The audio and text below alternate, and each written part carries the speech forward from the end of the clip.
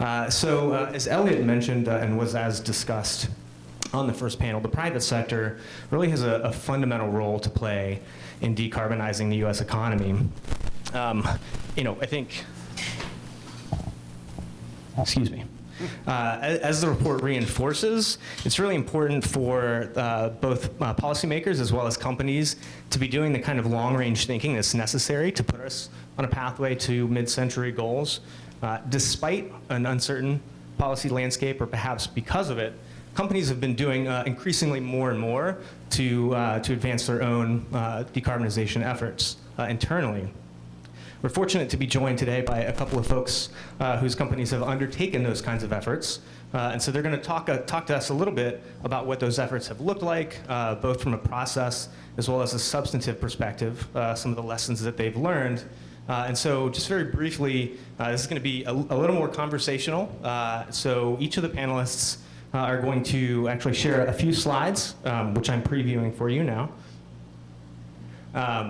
And then we'll do a little bit of moderated Q&A before opening it up to the audience. So with that, I'd like to introduce Bob Stout.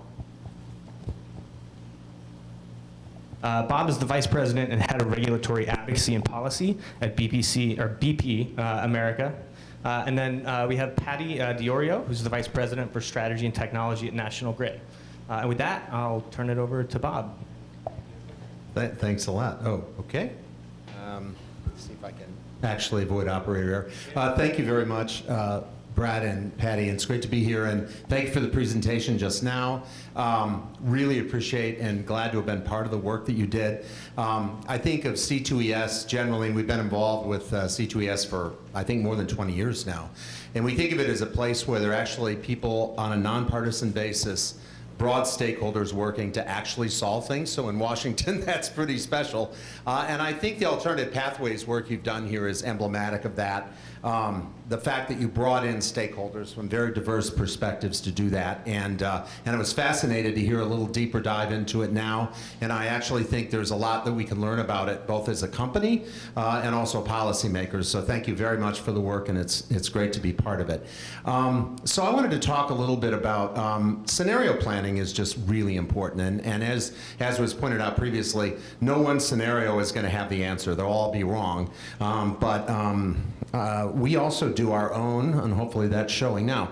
So we do our own global energy outlook, and it's another reason we're really glad to have yours as a complement, specifically focused on the U.S. I'm not going to go through all of our outlook, but one of the things that we have done, which is interesting, similar to what you do with the reference case and looking at different scenarios, is you'll see there we have a scenario which is what we call the evolving transition scenario. Recognizing that there is already a transition underway, and there will be some policy and change. But as you can see there, it doesn't get there.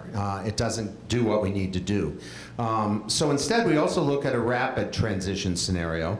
And in that one, you'll see, let's see, the evolving transition is green, I believe, and the rapid transition in gold.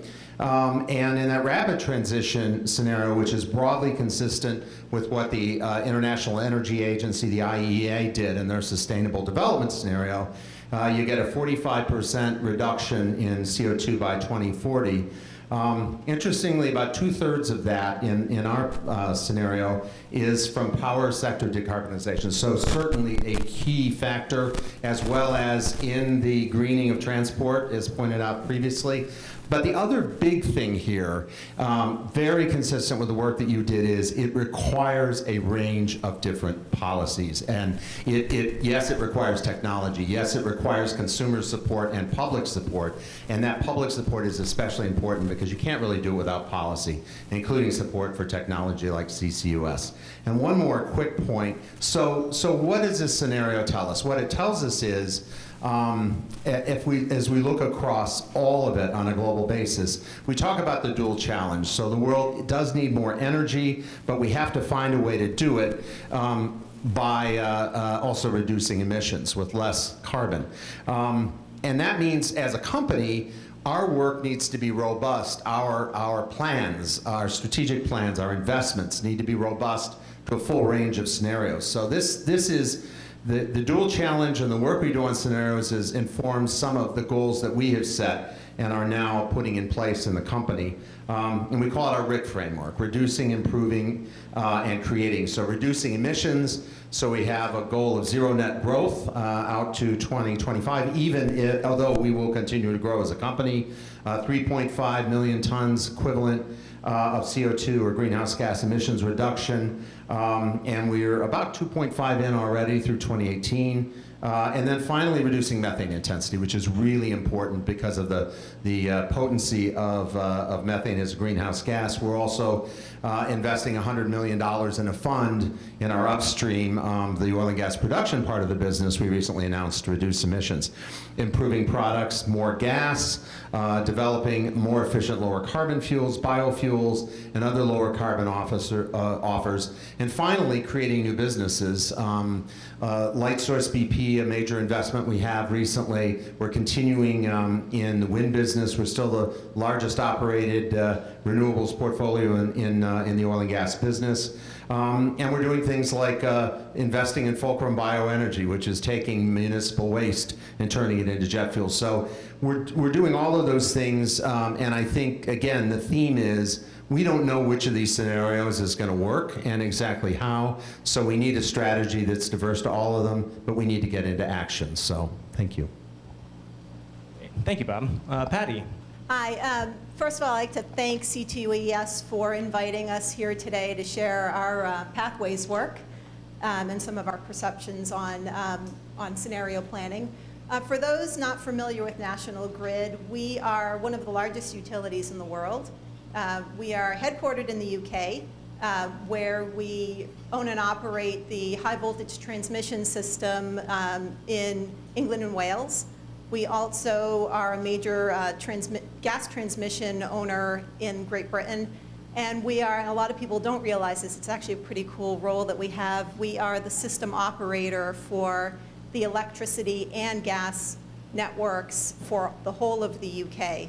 And it's actually interesting that they are both managed in a single entity in the UK. Maybe that's a little instructive for us here in the States. In the US, as you can see on this slide, so that explains why I have UK on this slide. In the US, we are an electric and gas distribution company, and we also own and operate electric high voltage transmission in Massachusetts, New York, and Rhode Island. Every day, we touch about 20 million people. So our job is to connect people to the energy that they need, day in and day out, safely, affordably, reliably. That's what we do. So we were talking about scenarios, and as a company, we do scenarios internally. Interestingly, in the UK, because we are the system operator, we also do scenarios in a large stakeholder process, not unlike this one, actually. And the stories are really rich and robust, and they get used and quoted a lot. So, you know, congratulations to C2ES for leading this process and coming out with what is a really good piece of thought leadership. In the US, we are not the system operator. We do scenario planning on our own. We do operate in states that have, you know, very ambitious decarbonization goals that we fully support. We fully believe in the science of climate change. You can see some of the accolades that we've received on this slide. Long story short, all three of our states have 80 by 2050 ambitions with some midway points in there as well. You know, we're fully supportive of this, and, you know, we take our role in this quite seriously. So we decided as a company that it was really important for us to have a view. So as part of our scenario planning, kind of a little offshoot that we started doing was looking at, well, you know, what would deep decarbonization mean to our customers? And, you know, we came out with a couple of pathways to 2050 and then said, well, gee, you know, how do we think about getting on the right road to this? So a year ago, we put out our own thought leadership piece, the National Grid Pathway. If you Google it, it's available. You can read it. It's really short read, about 12 pages. And in there, we describe, we did some detailed modeling actually to 2030 with the theory that what we would see is that you could actually get to deep emission reductions by 2030 with technologies that we know about.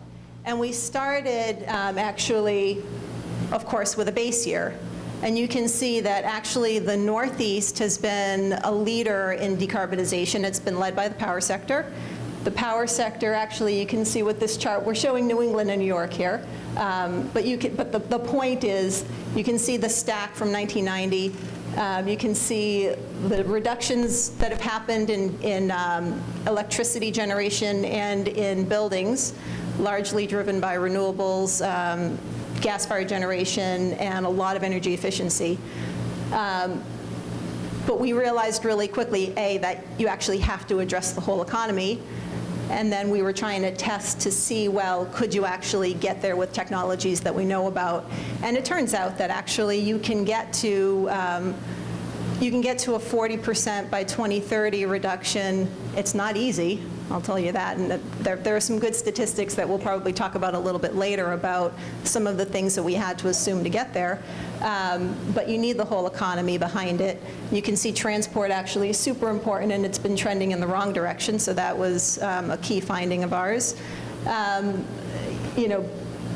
But you could actually do it. You cannot do it with just the power sector alone, and that's the whole point of the little dotted box that you see on this chart, is that in 2015, there aren't enough power emissions left to get you the rest of the way to your 2030 goal.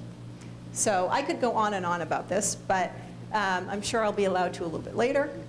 But kind of our big takeaways, we kind of took a step back and said, well, what are we really seeing here? The first thing was that there's a big policy gap to getting to 2030. When we think about 2050, there's a policy gap, there's also a technology gap. In order to do kind of a pragmatic approach here, we thought that a few things were important as far as design principles go, and this is what we've written about in our piece. The first is that you should definitely address the highest emitting fuels and sectors first. You should try to make use of the networks that we have. There's been a lot of investment in them. They play an important role in the decarbonizing future, so those shouldn't be ignored. And then finally, although tempting, it's probably important that you take a paced approach at this and not try to do everything, not try to make it 80 by 20, make it 80 by 50, but get yourself on the right path. And I'm looking forward to the conversation. Thanks, Patty. And maybe to sort of already kind of address this a little bit, but what's the impetus behind undertaking a project like this, or doing this kind of an internal long-range planning exercise? Well, so a couple things. I mean, first of all, we do this as a company because we see a lot of change in the industry. I mean, nothing in the energy business happens that quickly, but actually of late, decarbonization is a major trend that we're seeing unfold, and it's a positive one. Technology has been evolving really, really quickly. And then there is a growing trend about, there's a generational shift in our customers coming. People are going to be having much different needs and a need for choice in the coming years than they do today. So for all these reasons, we thought it was really important to, on a routine basis, imagine what does National Grid, what does our energy industry look like, what do our customers look like in the long term. Has it been the same experience for you, Bob? Well, certainly similar, yeah. I mean, we're in a very, very dynamic industry, as Patty rightly points out. And we've been doing what we call our Energy Outlook now for almost a decade and publishing it. I would say a couple key things. Number one, if you're in the energy business and you're an executive trying to make strategic decisions, you can't do it without scenario planning. It's just what business people do.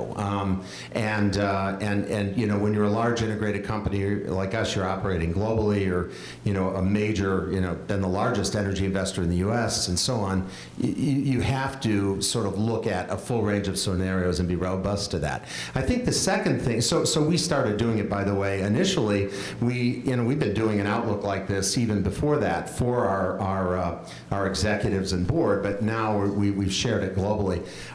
The second thing I would say is pointing out the dynamism of this. I think the scenario thinking is really important in not trying to pinpoint exactly or predict, looking at the range of scenarios. We used to have what we called a most likely or central case. We don't even have that anymore. We just look at a range, and each year, well, like last year, we looked at a scenario, what happens if there's a ban on internal combustion engines? This year, for the 2019 outlook, we looked at what if there's a trade war, and so we have to look at all those different scenarios. But the other thing I would add that's super important now is that stakeholders, investors, the public, expect us to be doing this. And so they, not just doing it, but actually sharing it with them. So we do that, and some of you may know that recently we had our annual general meeting last year, and with our board support, we accepted a resolution by Climate 100, which calls for us to explain how our plans going forward would be consistent with the Paris outcome. And we actually, we welcome that, and we welcome the questions. Just as when we roll out our outlook, our chief economist, Spencer Dale, comes into town here and travels the world and takes input, because that dialogue, and again, that's why I commend the work that you're doing, that dialogue is almost as important, in some ways, as the work itself. And so sort of building on that or elaborating on that a little bit, in terms of thinking about how we engage the C-suite on these types of issues, how would you say that scenario planning or this type of an exercise has helped to engage folks in that conversation, and has that changed at all in, say, the last decade? Do you want me to start? Okay, then I'll turn to Patty. Okay, yeah. Okay, good. Yes. Without a doubt. I mean, like I said earlier, the C-suite, boy, they just think this way. And the other thing is, I think as you break these down into discrete pieces, it really, I think, helps you get past, the sort of the wars of people coming in who favor one technology or one approach. When you have to look at a range of scenarios, it just naturally opens the mind. There's been a huge change. I mean, certainly it was, more than 20 years ago that BP came out. At that time, it was a bit controversial with some of our peers, but came out and recognized the climate science and that it required action. And we started taking action that long ago. But I think the awareness and the depth of understanding about the science, and the fact that once you accept the science and you understand that we have this dual challenge, that we're going to need more energy, but we have to do it through lower emissions, people in the C-suite have to get activated thinking deeply about that and engaging with it. And again, scenarios are sort of the natural way to do that. Yeah, I would agree with a lot of what Bob just said. We engage with our board on scenarios every couple of years. And we actually even wipe the slate clean and start all over again, and just, try to make sure that we're being stretching enough, plausible but stretching. And actually, a success for me is when, when our CEO does a town hall internally and he references some of the scenario names. That's when I know that we've really struck the nerve. But we do, much like you've done your stakeholder process with a multitude of companies, we actually do internal stakeholders and external stakeholders and get all kinds of varying opinions to make sure that we aren't overlooking anything. I can't say enough about how important it is to underpin your strategy with some really stretching but yet, plausible and challenging views of the future. So one set of stakeholders involved in this conversation are obviously customers as well. How do you think about customers specifically as characteristics or inputs into this kind of an exercise? Right. I mentioned earlier we touch 20 million people every day, and our neck of the woods, we have actually a lot of low-income customers. So we are really concerned about affordability. We're concerned about the fact that, if you look at what we did in our Pathways report, the fact that you can't just get to an endpoint with decarbonizing the electric sector, what that actually means, if you really think about it, is that you've got to be helping your customers change their behavior. It has an impact on what cars we drive, how we heat our homes, how we travel. It's pervasive, and and doing it affordably is really important.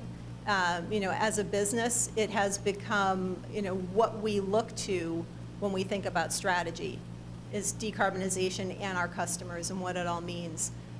We have a pretty big role to play, which is, again, why we try to make sure that we're thinking about all the different ways that the world could work out in order to get to a decarbonized future, and most of our scenarios point in that direction. You've got to be making big dents in transport. Our 20 by 30 pathway says that you've got to stop selling internal combustion engines by 2028 in order to get there, which is, kind of fall off your seat statistic. Our region also has a lot of oil heat. Converting those folks to natural gas and electric is part of the pathway. I mean, what's our role in that? And, we have to have the right resilient grid infrastructure to enable all of this. So you have to start with the scenarios, but it gets really detailed really quickly beyond that, and the customer is at the center of it. Oh, yes, I totally agree. And I think pervasive is the right word. As I think about that, it's like, you have to start with your customers. I mean, obviously, and as I think about it, so where do we start? I mean, I would start by the fact that, companies like Patty's are very big customers of ours. We're the largest seller of natural gas in North America, not just our proprietary produced gas, but through our trading business. So we think a lot about the power sector and the role that we can play through natural gas. And I would raise in that regard, I mentioned earlier our methane intensity targets. So obviously addressing methane emissions is an important part of making gas all that it can be, in the role that Patty was talking about. So, we're very, working very hard on reducing those emissions, and then also ways over time to be able to perhaps turn that to some competitive advantage, and hopefully at some point when it becomes a competitive disadvantage to have the higher emissions. We also, Castrol is one of our major businesses, so we work very hard on how through using, lower carbon lubricants and also using lubricants in more efficient ways we can increase. We are outside of the U.S. currently, but looking at the U.S., but we are developing charging stations through our Charge Master venture.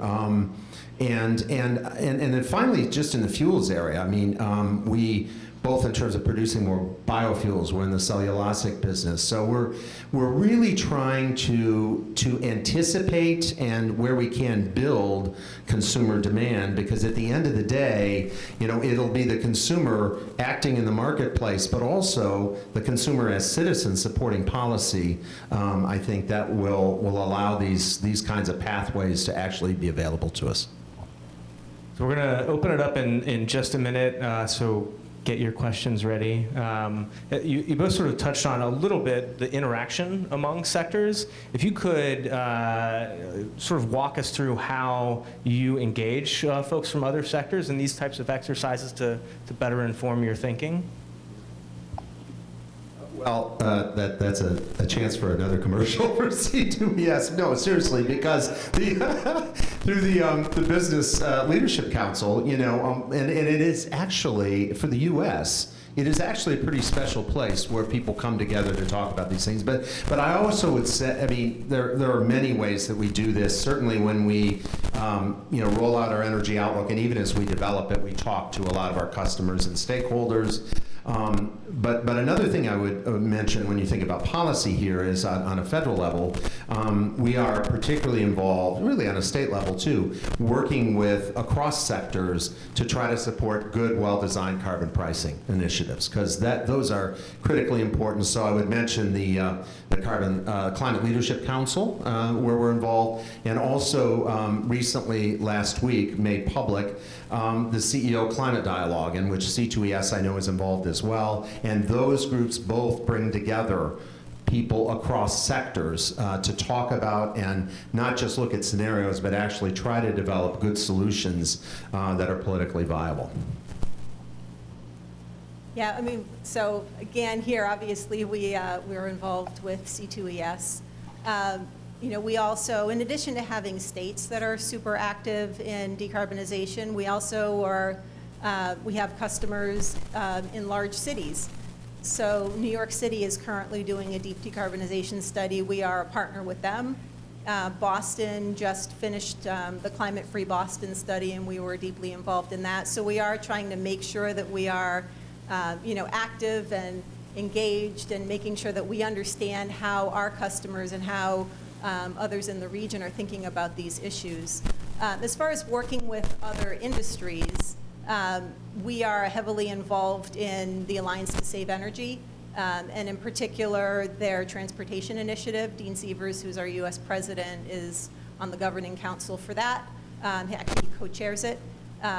We're also involved in the Alliance for Transportation Electrification, which is a group that comprises utilities and electric vehicle service providers, as well as the automotive industry, in trying to advance electrified transportation across the states. And a big barrier there is infrastructure, and that's what this group is heavily pushing. So those are just a couple examples, but yeah, we definitely try to spread out beyond just, electric and gas distribution and think about the rest of the economy. Great, well, thank you. Do we have any questions out in the audience? We've got Andre and Claire running mics here, so make sure to raise your hand. We'll start over there. Thank you. I'm Rachel. I'm a writer and a climate activist and an electric vehicle freak, I guess. And so I'm glad that we're closing on that in the conversation, because I would love to learn a little bit more about how National Grid, in particular, and BP are actively working to build out the electric vehicle infrastructure. For example, I'm from Colorado. 2 years ago, we announced with 6 other Rocky Mountain Western states basically a memorandum of understanding to build out our electric vehicle infrastructure across the Mountain West, so that there was not going to be range anxiety and to share the cost and all this other stuff, But it's obvious that the U.S. in general lags behind places like Europe, so I don't know what's happening in the U.K. In terms of electric vehicle infrastructure build out. And so I'd just love to hear what more concrete specifics on how you're helping get us there. Thank you. Yeah, thanks for that question. Yeah, I think you are right. Actually, in the UK, things are moving a little faster. The gas taxes are a lot higher there, so that probably accounts for some of it. In the UK, we are working with the government and other entities trying to build out high-speed charging along the major highways. It's been a long process, but there is support for it. So we are actively pursuing that. As it turns out, if you're going to put in a lot of high-speed charging stations on the highway, in some cases you might be better off connecting to the transmission network. It might be cheaper for the customers to do it that way. So that's something that we're pursuing as an owner and operator of the transmission grid in the UK. In the US, we have been, as we put in our pathways paper, we're supportive of higher fuel economy standards. We're supportive of vehicle electrification. What we haven't seen enough of, it's great that we're in ZEV states, right? All 3 states are ZEV. What we haven't seen enough of is the infrastructure build out. So our recent rate filings with our regulators have included pretty substantial programs to try to help build out that infrastructure, including one that we just filed last fall in Massachusetts that is requesting about $166 million of programs to try to get that infrastructure in place. And as we say in the filing, it's a start. It's actually, the amount of investment that you need is pretty substantial. We felt like this isn't the utility doing everything, this is the utility enabling, and it is exactly what I just said, a start on the right path. So thank you for the question. What do you mean by infrastructure? Oh, so infrastructure meaning the charging stations themselves, and then the connection from the charging station to the grid, which in utility parlance is called make-ready. So those, and then of course the network for charging, and smart charging is going to be important too, so you don't get a big surge in peak demand. So I would just say briefly, just add, so it is very similar to what Patty said. I mean, I think it is moving faster in Europe, and we have an investment in ChargeMaster there, where we're starting to, actually put charging stations into the service stations. I can't resist just saying, thinking about the interactions, but transport, I also feel like through our involvement in the power sector and bringing, natural gas and conversion to help green the grid is also another way, that we're helping make that an effective tool to actually reduce emissions. I saw another hand here up front. Claire? Oh, we'll start with the gentleman over there. Hello, this is Ruben from ICF and the U.S. Global Change Research Program.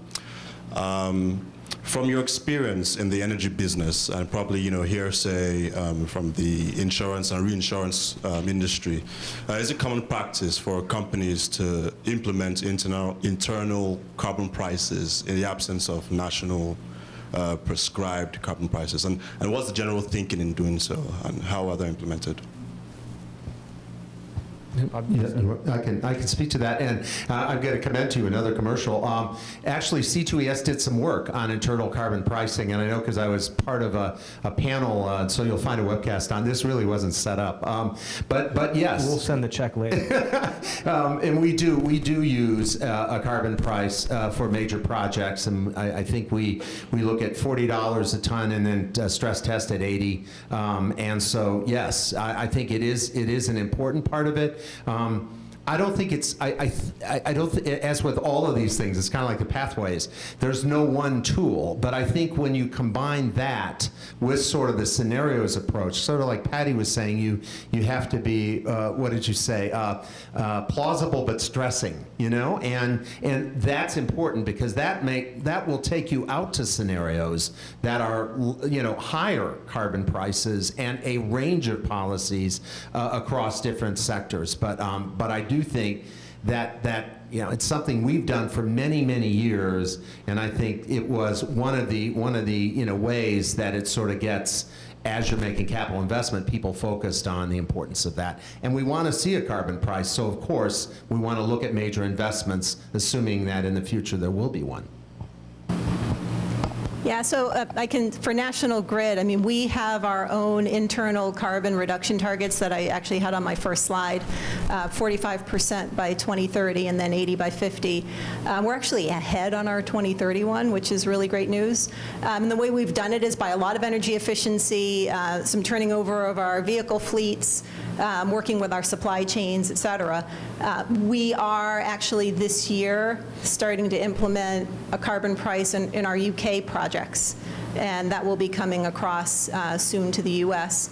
I don't think I mentioned this earlier, but we've also signed on to TCFD, and we've had our first disclosure in our annual report, and we're going to be working to disclose more and more going forward. We think that's important. We think that investors and customers are going to be really interested in that. Just a quick follow-up on that. How have investors generally responded to these types of long-range planning exercises internally? Has there been a lot of engagement with them thus far and sort of sharing the takeaways and insights from your own processes? I have not personally been involved in that. I would imagine that, I'm sure that we're getting more questions about that from the investor base. And of course, our CEO is intimately involved in the scenarios, and we arm him well to answer those questions. Yes, they're very interesting. I mean, this is why we accepted the shareholder resolution, and we think that the key thing is to do it in a smart way, so you're actually developing scenarios that will be meaningful to investors, but definitely, and I would say in addition, not even just the typical Wall Street investor or typical sort of energy investors, but also socially responsible investor groups and so on, increasingly. And I see the investment community increasingly focused on the importance of addressing what we talk about as a dual challenge. So of course we want to be engaged in those dialogues. So they're very interested. Yes. I should add, although speaking from a U.S. perspective, I'm not sure how much it's come up, but I do know that in the UK, as I mentioned, we have the future energy scenarios that the system operator puts out. And I know that, those get talked about in the investor community, in the public at large. So, yeah, it is part of the conversation for sure, especially in the UK. Down front here. Young lady right here. Hi, my name is Yasmin. I'm a student and a congressional intern here in DC. I have a broad question, so I don't know if you can answer it, but are there any variables that would add to the unpredictability of implementation or decarbonizing the economy at large? How could you measure? How could you identify stakeholders or parts of the model or external variables that would make it unpredictable? And how would you I don't know if I'm too broad, but how with each framework, there is a framework and you expect it, a scenario, you expect it to go in a certain direction. There are always, because we live in a complex world, and there are always things that would make it unpredictable. So is it for example, I was thinking of the federal government and its unpredictability and taking the policy in a certain direction that the scenario would want it to. So how would we, as people with the urgency of climate change, and how would you kind of identify this unpredictability,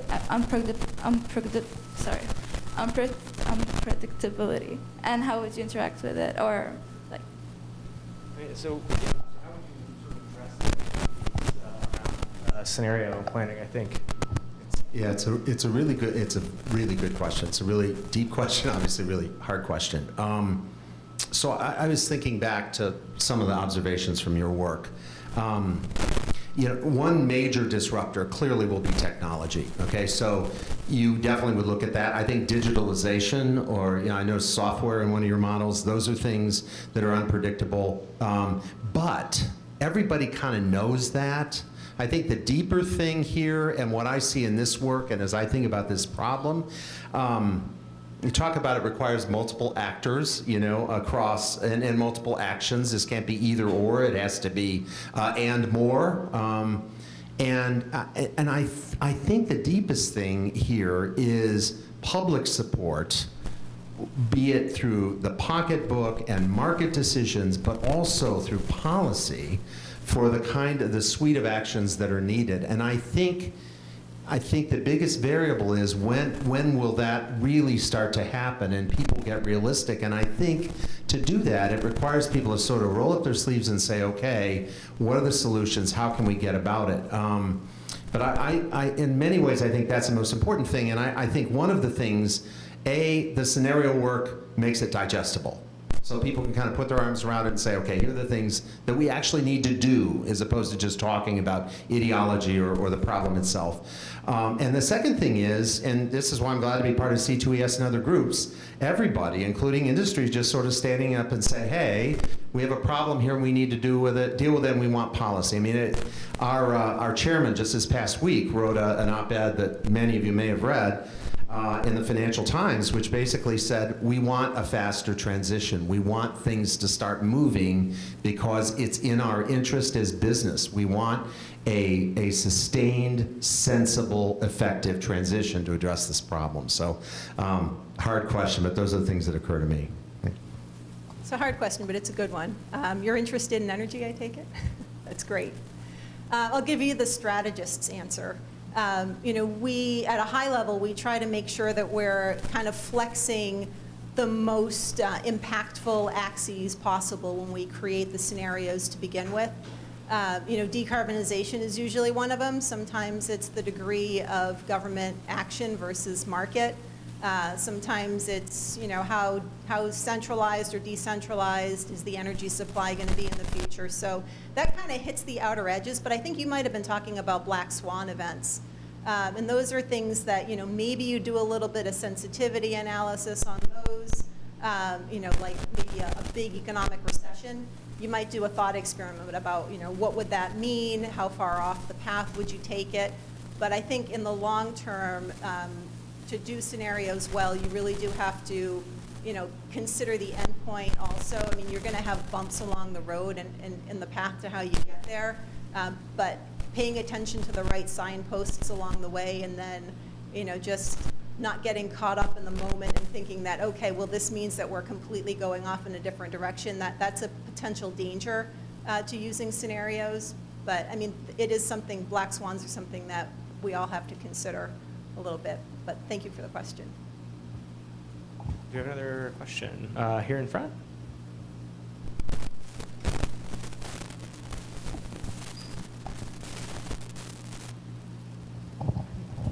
Hi, I too am a climate change activist, and I live here in the district, and I wanted to ask this question.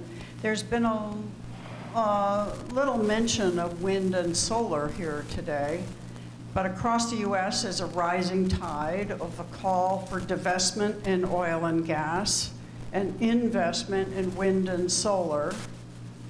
And here in D.C., for example, we're being asked to ask PEPCO to source our electricity from these types of energies.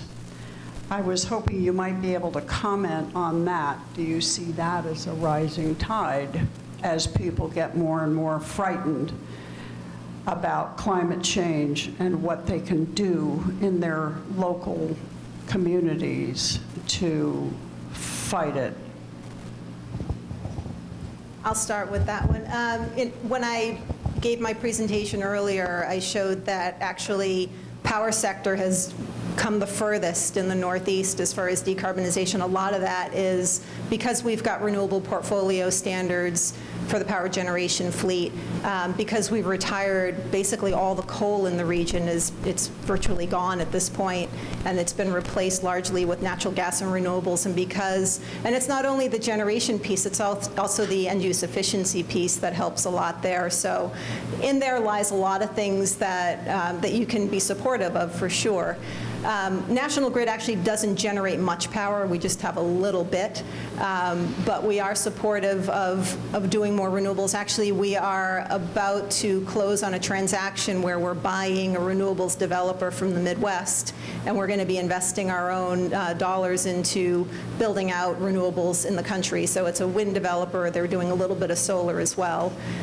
We also interconnected the first ever offshore wind facility in the U.S. Off the coast of Rhode Island. It's only 30 megawatts, but it's a start. And our region is actually at the forefront of a burgeoning offshore wind industry in the U.S., and we are really supportive of that, signing contracts on behalf of our customers to bring some of that energy into the region, which is actually our best indigenous renewable resource that we have. So there's hope. So thank you for the question. Look, I mean, renewables are a critical part of the picture, and they're going to be growing. All our energy outlook shows are going to be growing, probably the largest growing part of the energy mix in many ways.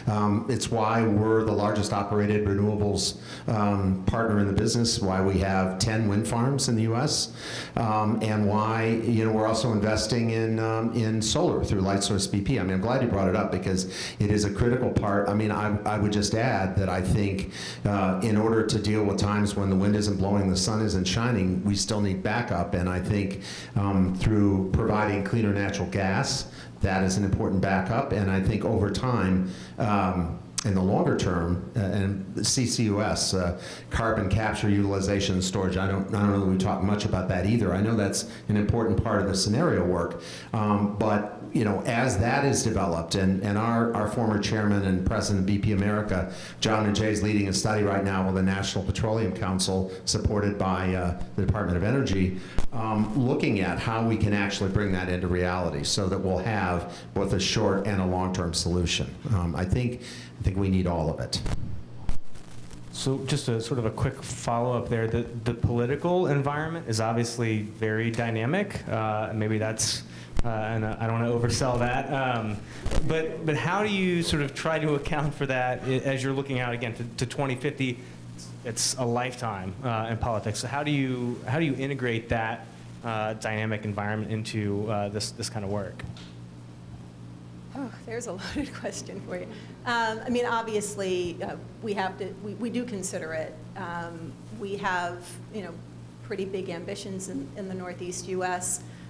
We also have, as I mentioned earlier, a customer base that's really diverse, about 20% in arrears on their bills at any given time, which is a pretty high number. So, while we are supportive, we actually do think that it's in the best interest of customers over the long term to decarbonize. We are also very cognizant that there are going to be costs to doing it, and that there are going to be some pathways that are more economic than others. It's not really clear yet which ones those are, so it's important to keep all the options on the table. So that's on behalf of our customers, we advocate for being as inclusive as possible, and as Bob mentioned, kind of an all of the above. Let's go to the highest emitting sectors and fuels first. Let's take care of those. Those are going to be cheaper to decarbonize now. And let's keep the innovation up on the technology side. That's going to be critically important. As I mentioned earlier, 2050, there's a huge technology gap.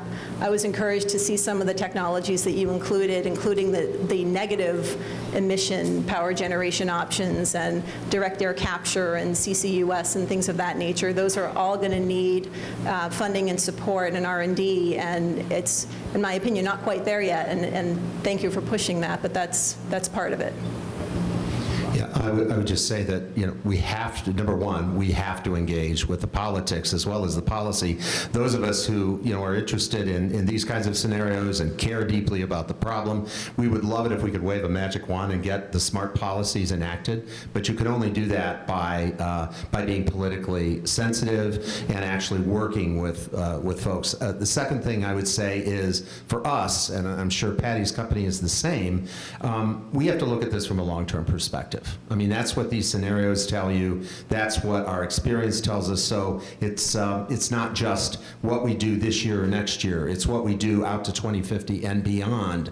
And that's one of the most challenging things about the climate challenge that we face. The last thing I would say is, again, as with pathways, you need a variety of different policy pathways. So we are, as I mentioned before, working really hard on trying to get a carbon pricing policy enacted in the U.S. We would love to see something global, which is why we like the Paris outcome. That's sort of the gold standard. But we also recognize that the states are doing some really important things. So we're engaging with them right now. We're working with Oregon. We've come out publicly in favor of a cap and trade policy in Oregon. We've worked with California before and many other states.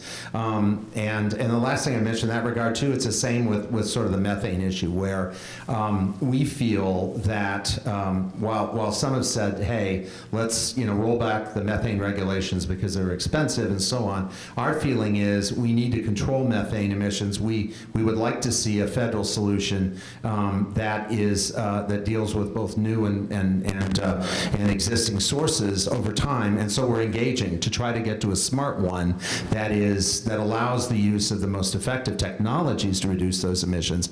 But we need an approach that is politically and policy-wise sort of good for all seasons. And if I could just add, we also were a signatory. We also support the Paris Accord, and we've been public about that. And we also support a price on carbon. It has to be economy-wide, and we've got opinions about how the proceeds should be used too.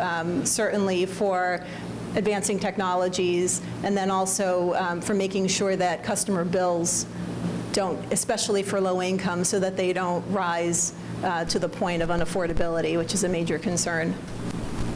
Can I make just one more quick point? And it's what I started with earlier about how this is a nonpartisan group. One of the things I really value about C2ES is the way that you reach out to political and policymakers across the spectrum. And that's consistently, even when you might disagree with a particular approach, or some of you might, there's that outreach and that effort to actually work with people without respect to party or ideology, and that's pretty rare and really valuable. Well, I think that's a perfect note to wrap our conversation on. We'd like to thank our panelists, Bob Stout and Patty Diorio. We're going to have Bob come up and say just a few more words on the way out. Thanks. I have a microphone here, and I'm going to use it. No, I'm good. No slides to conclude. First of all, congratulations to all of you for coming today on the first really hit DC humidity sweet spot day. We appreciate that you hung in there, and I want to thank you all for coming. I want to thank all the panelists. Great participation, great questions, and really helpful to create a robust discussion. I think what we've seen in the scenario work and what you're hearing is that there are going to be a lot of different answers to this and a lot of different solutions, and everybody's got to be involved, from consumers to investors to companies to public policy makers. Everybody's got to put their shoulder to it. There's not an answer where somebody can say, well, let's just enact this and that'll solve the problem. It's going to take some real heavy lifting across the board. And I think one of the points that I made in my opening comment, that our next step after this is to really try to get a little more granular at the sector level. I think somebody asked the question about the industrial sector, which is a very diverse sector, everything from making cement to oil refineries to chemicals, and they all make carbon dioxide in many different ways. It's not just from the electricity they use, it's also from the chemical processes that go on and to make the basic building materials we have. And so even if they were running 100% renewable energy, we still need to figure out what to do with those other carbon emissions. So it's a real challenge, and we're looking forward to that next step. And I think what you're seeing here is a really important step of building a business case and building a business engagement in weaving the story that we need to all buy into in terms of the real policies that have to be enacted, and so that we can get to making the policies.